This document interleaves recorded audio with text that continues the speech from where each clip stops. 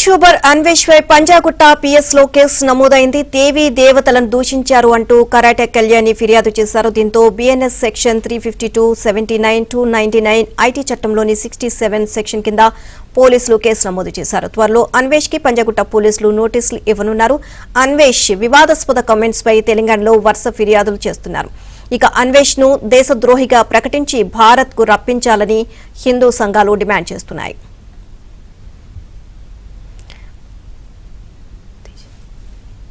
ఇదే అంశానికి సంబంధించి మరిన్ని అప్డేట్స్ మా క్రైమ్ కరెస్పాండెంట్ శశిని అడిగి తెలుసుకుందాం. శశి, యూట్యూబర్ అన్వేష్ పైన పలు సెక్షన్ల కింద కేసు అయితే నమోదైంది. ఓవరాల్ గా అప్డేట్స్ ఏంటి? ఇటీవల కాలంలో యూట్యూబర్ అన్వేష్ వివాదాల్లో ఎక్కువగా ఉంటూ ఉన్నాడు. ఇదే నేపథ్యంలో యూట్యూబర్ అన్వేష్ కూడా పంజాగుట్ట పోలీస్ స్టేషన్లో కరాటే కళ్యాణి ఫిర్యాదు చేశారు. దేవీ దేవతలను దూషిస్తున్నందుకు ఆయనపై చర్యలు తీసుకోవాలంటూ కూడా పంజాగుట్ట పోలీస్ స్టేషన్ లో కరాటే కళ్యాణి ఫిర్యాదు చేశారు. కరాటే కళ్యాణి ఇస్తున్న ఫిర్యాదు ఆధారంగా యూట్యూబర్ అన్వేష్ మీద పలు సెక్షన్ల కింద పంజాగుట్ట పోలీసులు ఇప్పటికే కేసు నమోదు చేశారు. ప్రధానంగా 362, అలాగే 79, 299 బిఎన్ఎస్ తో పాటు ఐటీ యాక్టివిటీల కూడా ప్రజెంట్ కేసులు నమోదు చేసినట్టుగా కూడా తెలుస్తుంది. ఇంకా చాలా చోట్ల కూడా కేవలం పంజాగుట్ట పోలీస్ స్టేషన్ మాత్రమే కాకుండా చాలా ప్రాంతాల్లో కూడా చాలా పోలీస్ స్టేషన్లు ఫిర్యాదులు ఆయన మీద వెల్లువెత్తుతున్నటువంటి సందర్భం అయితే కనిపిస్తుంది. ప్రధానంగా త్వరలోనే అన్వేషిస్తూ పంజాగుట్ట పోలీసులు నోటీసులు జారీ చేసినటువంటి అవకాశం అయితే కనిపిస్తోంది.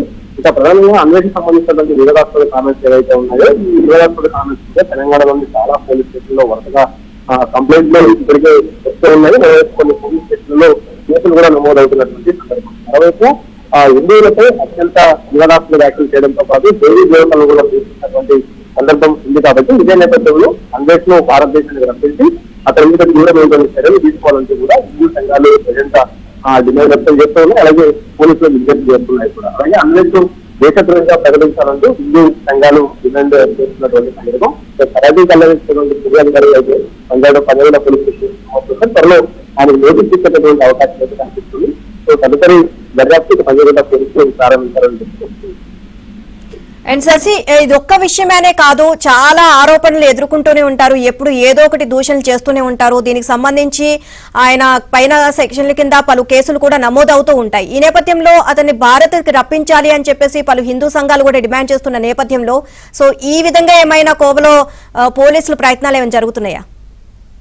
ప్రస్తుతం అన్వేష్ విదేశాల్లో ఉన్నాడు. ఆయన విదేశాల్లో తిరుగుతూ ఆ విదేశాలకు సంబంధించినటువంటి అంశాలను ఎప్పటికప్పుడు కూడా తన యూట్యూబ్ ఛానల్లో అప్లోడ్ చేస్తూ చాలా మందిని కూడా ఆయన అభిమానులు సంపాదిస్తున్నారు. అయితే చాలా మందికి అభిమానులు సంపాదించినప్పుడు ఇటీవల కాలంలో ఆయన చేసినటువంటి వ్యాఖ్యలు ఏవైతే ఉన్నాయో తీవ్రమైనటువంటి దుమారాన్ని రేపుతూ ఉన్నాయి. అయితే ఈ మధ్య కాలంలో ఇప్పుడు భారతదేశంలో రేపుల సంఖ్య అధికమవుతుంది. ఈ రేపులు చేసిన వారిలో ఎక్కువ మంది హిందువులే ఉంటున్నారంటూ కూడా ఒక వివాదాస్పద కామెంట్ తో పాటు తర్వాత దేవీ దేవతలను చూసేటువంటి రెండు కామెంట్లు అతను ఇక్కడలో పెట్టేట్టు కూడా చెప్పుకోవచ్చు. ప్రధానంగా ఈ రెండు కామెంట్ల మీదనే ఆగ్రహావేశం వ్యక్తమవుతూ ఉన్నాయి. సో ఇదే నేపథ్యంలో చాలా చోట్ల కూడా ఫిర్యాదులు అవుతున్నాయి. కాబట్టి సో తదుపరి అతన్ని దేశానికి రక్షించాలంటూ కూడా ఇప్పటికీ హిందూ సంఘాలు డిమాండ్ చేస్తూ ఉన్నాయి. మనకు అనుగుణంగానే పోలీసులు దర్యాప్తు వస్తాయి.